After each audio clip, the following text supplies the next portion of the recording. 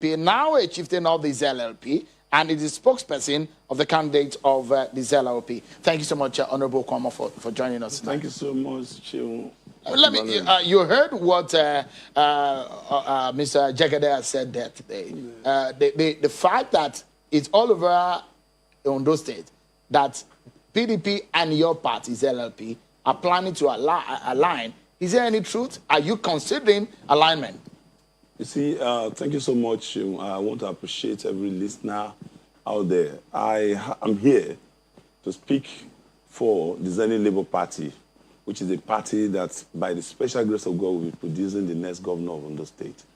I want to say, without being immodest, that the Zenith Labour Party is not intended to form any alliance with anybody. Have it in mind that the three major political parties putting forward candidates for this election, they are feeding candidates from the three senatorial districts of Ondo State. In the south, we are having Agbola Ajayi, feeded by the Zenith Labour Party. In the central, we have Ita Ojegede, feeded by the PDP. In the north, we are having Akeredolu, feeded by the APC.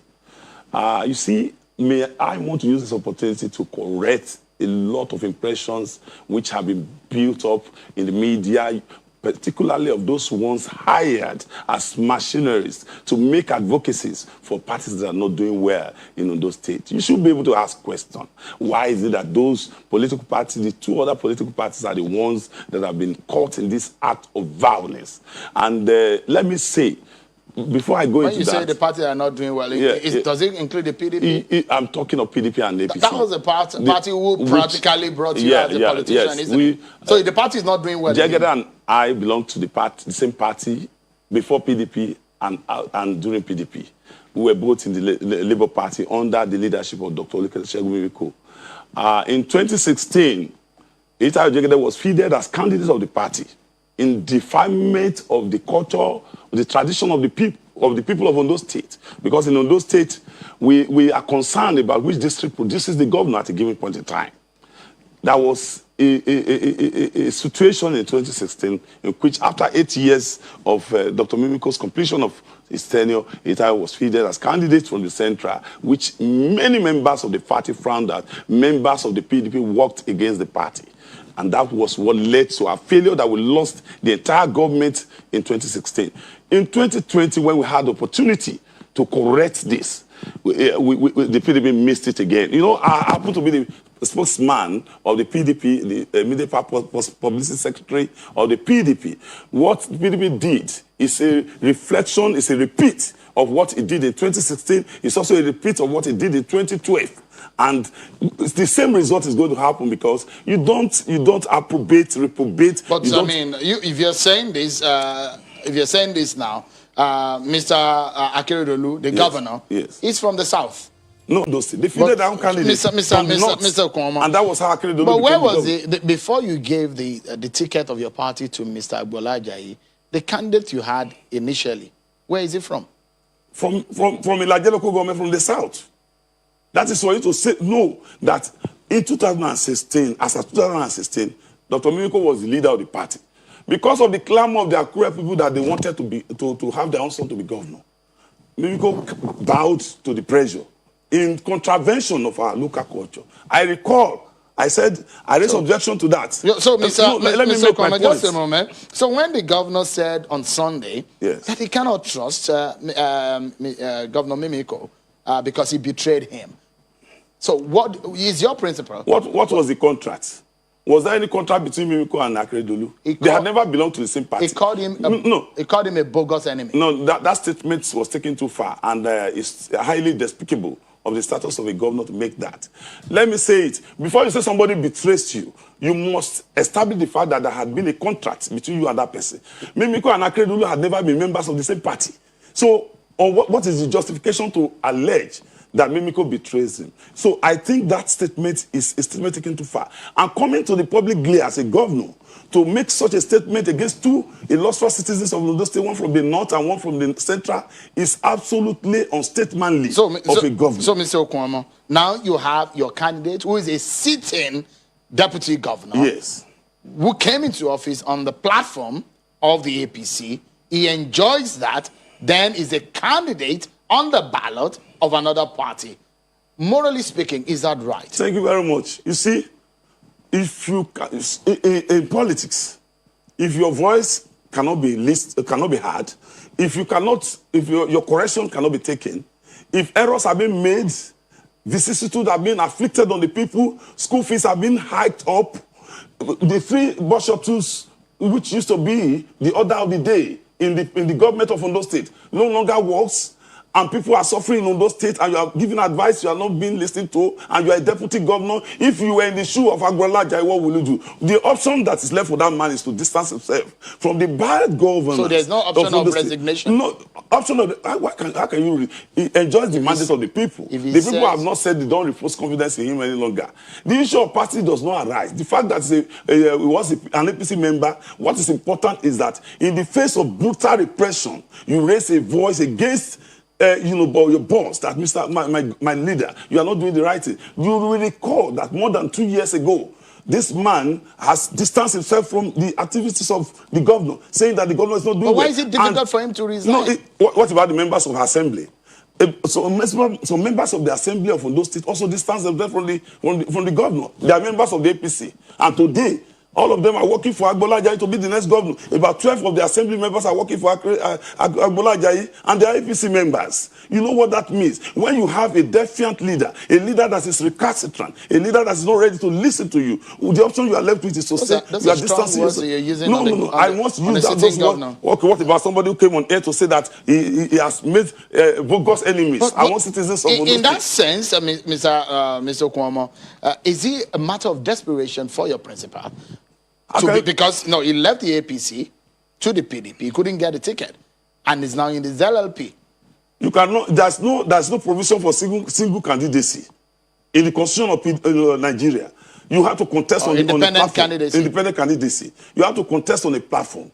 So that's what I'm asking. Is it a matter of desperation? No, it's not about desperation. It's about vision. Because a man of destiny can never die until he accomplishes his destiny. He has made up his mind to run, and of course, let me tell you. So what is the destiny of Mr. Akeredolu? The destiny is.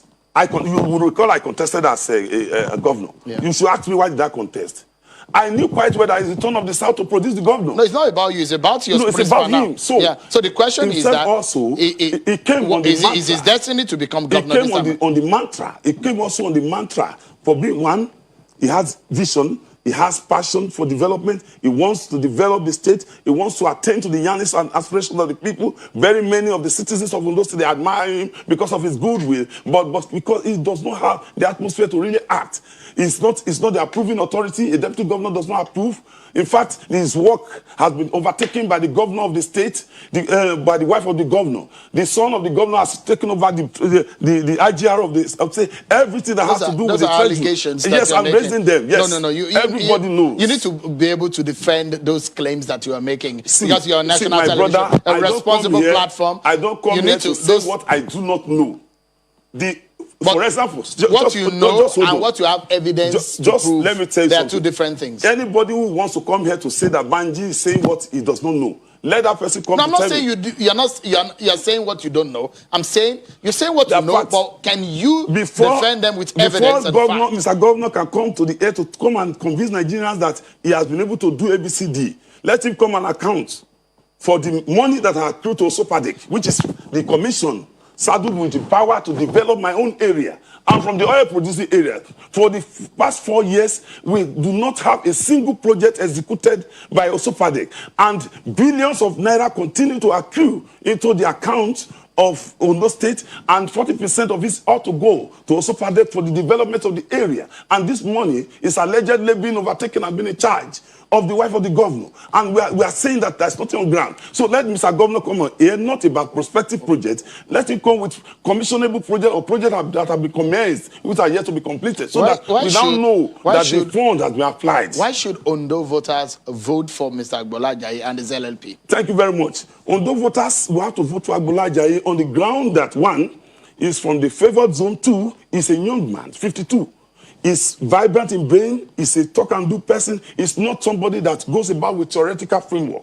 We are tired of theories. We are tired of seeing seaports in the paper. We want to see it on ground. That is not the kind of governor. Agbola Ajayi, when he was the chairman of council, he was able to do a lot of developmental projects and programs, and he was able to affect the lives of the people. When he represented the largest of the federal constituency, the unprecedented developmental paradigm which we experienced when he was there. In fact, something to behold. In APC, when he was there, many APC members, they patronized him more than the governor because it was accessible, and it's still accessible. So I'm standing here to say that Agbola Ajayi is the best of the three of them. You don't have to be a senior advocate of Nigeria before you do well, because I've come to realize that this senior advocate of Nigeria, yes, we do respect to their status as senior advocate of Nigeria, but they have competence in the areas of fee. But we are talking about political administration.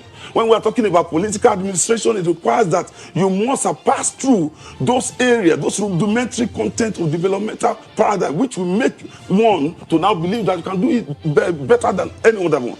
I told you, I said Agbola Ajayi was elected councillor, he was appointed supervisor, he was elected chairman, he was appointed category chairman before elected chairman, and became a member of the House of Rep. He was chairman of House Committee on NDDC, and he became deputy governor of Ondo State. He is the most experienced of the three of them. Mr. Okunomo, let's wrap up the conversation, and on this note, we know that party structures, not only in Nigeria, in the UK, in the United States, even in France and in Germany, party structures are very important in winning elections.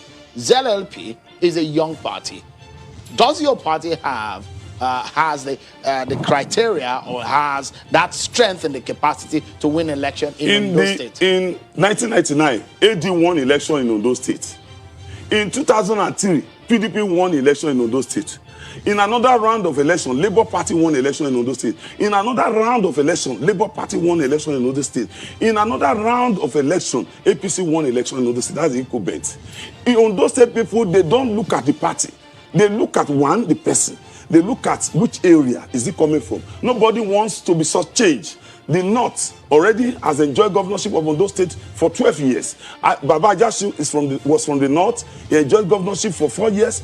Baba Farati from the North enjoyed governorship for 4 years. The current governor is enjoying governorship from the same area with the two other governors I mentioned for 4 years, making it 12 years. If the governor is given another chance now, it will be 16 years for Central. So, and the Central, for Central, Dr. Mimiko had 8 years unbroken. All right. With so, the Mr. South, Okunomo, only 6 years. It is the turn of the South to produce the government. We need to go now, but it doesn't look like the numbers favor the Central District from where your candidate is from. The number? The numbers, the voting population. Do you have the figure? South, in 30 seconds, let me just say, the South is the second populated next to Central. Now, Agbola Ajayi is from the South. It is our unanimity in the South that it is our turn to produce the governor, and everybody for the ZLP. For the ZLP. That is unanimity for ZLP. For ZLP. Not for the Ondo people. Yes, let me say you again. In the Central, Jegede is only having the support of Akure people. Dr. Mimiko, our leader, national leader, is from Ondo West. It's Ondo West and Ondo East. You know, they have two local governments. These are two populated local governments. And there has never been any election where Mimiko lost those two local governments. All right. You will recall that Jegede lost his local government when he was candidate. We need to go now. But we do hope that at some point, you speak eloquently for your candidate, and we hope that at some point we'll be able to speak with Mr. Agbola Ajayi No problem. My candidate is ever ready. Thank you so much for Thank you very talking much. to us. It's a pleasure. But that's our show for tonight, everyone. Many thanks.